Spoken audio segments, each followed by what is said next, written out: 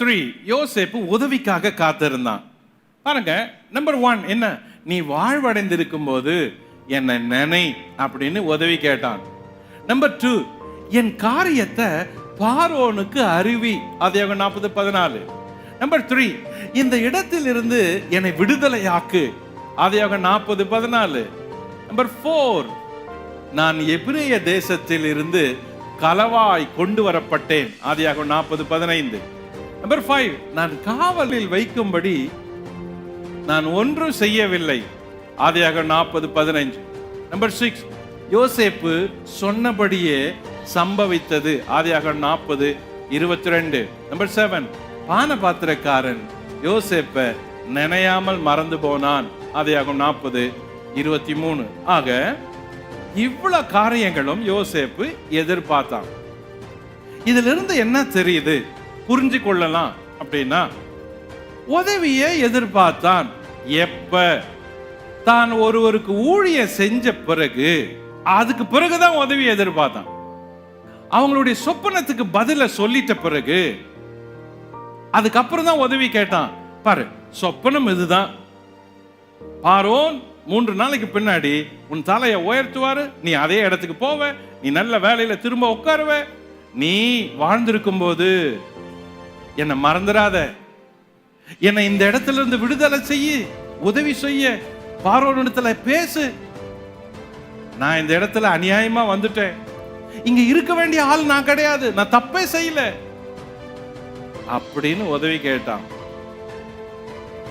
நன்மையை பெற்ற பானபாத்திரக்காரனே அவனை மறந்துட்டான்.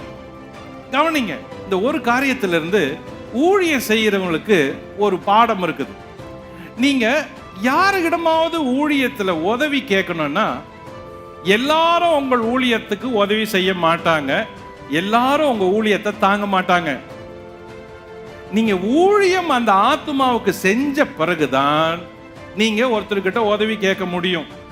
யோசேப்பு பானபாத்திரக்காரனுடைய சொப்பனத்துக்கு பதில சொல்லி அர்த்தத்தை சொன்ன பிறகுதான் அவன் உதவி கேட்டான். உங்க ஊழியத்தினால பிறர் ஆசீர்வதிக்கப்பட்ட பிறகுதான் அவங்களிடத்துல உதவியை கேட்க, ஆதரவை கேட்க, ஊழியத்தை தாங்கும்படி கேட்கறதுக்கு சரியான விதம். எல்லாரும் ஊழியத்துக்கு வராங்க, எல்லாரும் என்ன நினைக்கிறோம், எல்லாரும் ஊழியத்துக்கு தாங்கணும்னு நினைக்கிறோம். எல்லாரும் தாங்க மாட்டாங்க, எல்லாரும் உங்க ஊழியத்துக்கு காணிக்க அனுப்ப மாட்டாங்க. ஊழியம் செய்கிறவங்களே, உங்க ஊழியத்தால யார் ஆசீர்வதிக்கப்பட்டாங்களோ அவங்க தான் உங்க ஊழியத்துக்கு காணிக்கைகளை கொடுப்பாங்க, ஆதரவுகளை கொடுப்பாங்க, உங்க ஊழியத்தை தாங்குவாங்க. நம்பர் 1. நம்பர் 2, நீங்க யாருக்கு ஊழியம் செஞ்சீங்களோ அவங்களிடத்துல உங்களுடைய ஆதரவை கேட்க தப்பு இல்லை. நம்பர் 3, நீங்க எப்பவுமே ஒருத்தருக்கு ஊழியம் செஞ்சு முடிச்ச பிறகுதான் உதவிகளை எதிர்பார்க்கலாம், எல்லாருக்கிட்டையும் எதிர்பார்க்க கூடாது.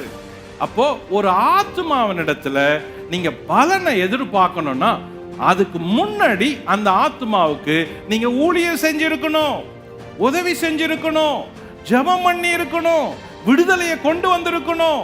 அவங்களுடைய ஆவிக்கு, ஆத்துமாவுக்கு, சரீரத்துக்கு, குடும்பத்துக்கு, குழப்பத்துக்கு, சோகத்துக்கு, கலக்கத்துல நீங்க எங்கேயாவது ஒரு இடத்துல அந்த ஆத்துமாவுக்கு நன்மை செஞ்சிருக்கணும். அப்பதான் உதவியை கேட்க, காணிக்கையை கேட்க உங்களுக்கு தகுதி இருக்குது.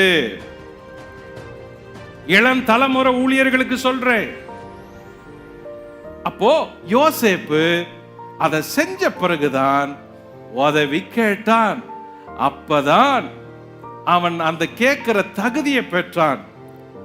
இது கூட தேவன் விரும்பல, இத கூட விரும்பல. எதுக்கு தெரியுமா போட மாட்டாரு? நான் உன்னை இவ்வளோ உடைச்சு உருவாக்கி இருக்கிறேன், நீ போய் என்ன நம்பாத, பானபாத்திரக்காரனிடத்துல உதவி கேட்டியே அப்படின்னு அவன் மறந்து போனான் அப்படின்னு. கவனிங்க, பாடங்கள் எவ்வளவு இருக்கு பாருங்க. ஊழியத்துல மனுஷனை நம்பாதீங்க, ஊழியத்துல காணிக்க கொடுக்கிறவங்களை கூட நம்பாதீங்க. ஊழியத்துல அவங்க உதவி செய்வாங்க, இவங்க உதவி செய்வாங்க அப்படின்னு கற்பனையில கூட நினைக்காதீங்க. யார நம்பியும் ஊழியத்தை தொடங்காதீங்க, யார நம்பியும் ஊழியத்தை நடத்தாதீங்க. தேவனை மட்டும் சார்ந்து ஊழியத்தை செய்யணும். அவர் கொடுத்தா செய்யணும், கொடுக்கலன்னா செய்யக்கூடாது. அவரை நம்பி செய்யணும், அவரை நம்பாத செய்யக்கூடாது. அவரை விசுவாசத்தை செய்யணும், மனுஷனை நம்பியோ விசுவாசத்தை செய்யக்கூடாது. அவரை மட்டுமே நம்பணும். பணத்தையோ பதவியோ இடத்தையோ சுகத்தையோ சொத்தையோ வியாபாரத்தையோ லாபத்தையோ உங்களுக்கு வசதி இருக்குதுன்ற அந்த வசதியோ நம்பி கூட ஊழியம் செய்யக்கூடாது. டோட்டலா 0% தேவனுக்கு முன்னால உங்களை வெறுமையாக்கி முழுசுமா தேவனை நம்பி செய்யணும். அப்பதான் அந்த ஊழியம் துளிர்க்கும், வளரும், ஆசீர்வதிக்கப்படும். ஒரு மனுஷனை நம்பி உதவி கேட்டு யோசேப்புக்கு இந்த நிலைமைனா நீ நானே ஏமாத்துறோம். அப்ப ஏன் உன் ஊழியத்துல இன்னும் மனுஷனை நம்புற? ஏன் இன்னும் ஊழியத்துல மனுஷன்கிட்ட எதிர்பார்க்கிற? அப்படி எதிர்பார்க்கிற எந்த ஊழியக்காரனும் ஊழியத்துல வளர மாட்டான்.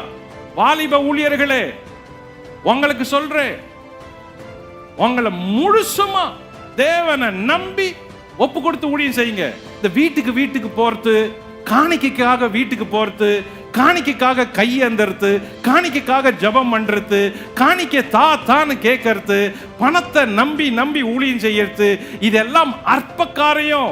இந்த பழக்கம் உங்க ஊழியத்துல ஆவிக்குரிய வல்லமையை, ஆவிக்குரிய அபிஷேகத்தை, ஆவிக்குரிய அறுவடையை, ஆவிக்குரிய ஆத்துமாக்களை கொண்டு வராது. இந்த பாடத்தை யோசேப்பு எல்லாருக்கும் கத்து கொடுக்கிறான். விசுவாசிகளுக்கு கத்து கொடுக்கிறான், ஊழியர்களுக்கு கத்து கொடுக்கிறான், எல்லாருக்குமே கத்து கொடுக்கிறான்.